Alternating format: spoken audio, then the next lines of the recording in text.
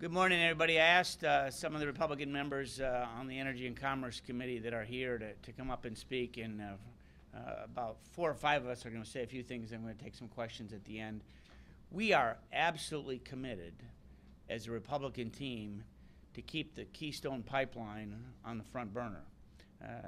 We are deeply disappointed that the President chose the first couple weeks now to say no to a jobs project.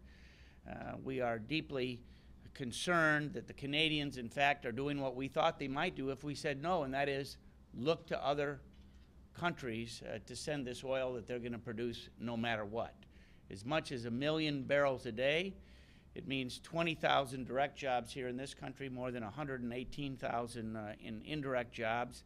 As we look to wean ourselves off Middle Eastern oil or being subject to the whims of Venezuela, other places around the world, this is an area where, in fact, we can get 1 million barrels from our friends, the Canadians. The State Department, as you know, has taken over 3 years on this issue, and we are ready for a green light and not a red light. I want, let's see, Lee Terry, who's got a bill that's ready to go.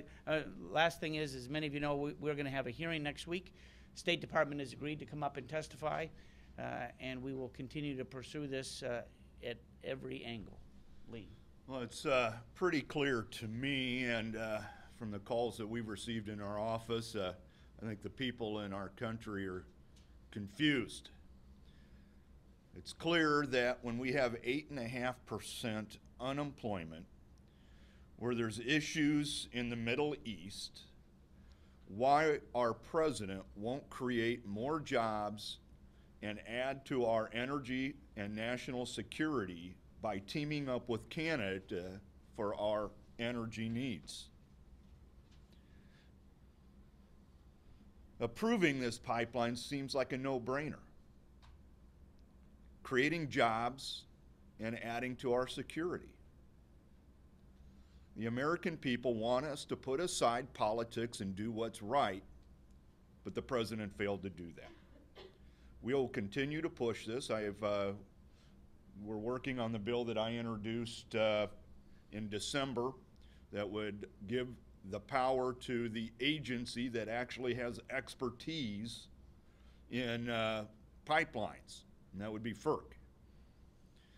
It seems to me that it makes more sense that we let the experts on pipelines make decisions on whether this is a safe and sound pipeline as opposed to a political entity worried about November elections. I think, let's see, who's next would be Burgess. Dr. Well, an effective administration would have recognized that America needs jobs. An effective administration would have recognized America needs the energy. But most importantly, an effective administration would have recognized that our security is jeopardized when we go and seek energy from countries that do not like us. Canada likes us. Let us get our energy from Canada. It makes sense. It's the right thing to do.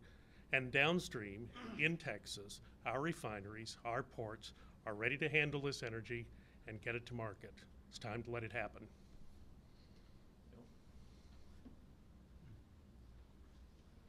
Right now we have an unemployment problem which is not generally distributed.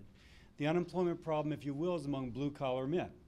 Now, blue-collar men have traditionally been employed in mining, think oil extraction, manufacturing, and construction. In this, we have all three. In this, not only are we mining, and it won't just be Canadians, it will also be Americans, we have construction, and then we have manufacturing of the steel and the pipes that will go into the construction of the pipeline. And, excuse me, by the way, it will come down to manufacturing plants that will construct added capacity to hire more blue-collar workers to manufacture that oil sand into value-added product. If the president is sincere about helping the middle class, this is a jobs program that goes right at the problem of those who are currently unemployed. When he speaks of making or breaking the middle class, this truly is a make or break moment. Unfortunately, I fear that we're going to break it. So I hope that he approves it. Again, it will address the specific needs we have in our economy, as well as our energy security. Thank you. I'm Greg Walden, Chairman of the GOP leadership, member of the committee. Look, America needs to be open for business and not have the dead hand of government regulation shutting it down. And that's what we're seeing play out here. President's excuse this time was we didn't give him enough time. We gave him 60 days. If that wasn't enough time, why did he only take 26 to say no to American jobs? We've got to go grow jobs in this country. If my record were as bad as his, I'd be attacking Congress right now too. But the long and the short of the history is we've had 3 years of failed policies out of this administration that have left Americans worse off than they were when he came to office. We are going to change that because Americans are tired of excuses. The latest was not enough time. They've had 3 years. They said back in July they had all the data they needed and they'd have a decision by the end of last year. Well, now we got the political decision and Americans got the short end of the stick.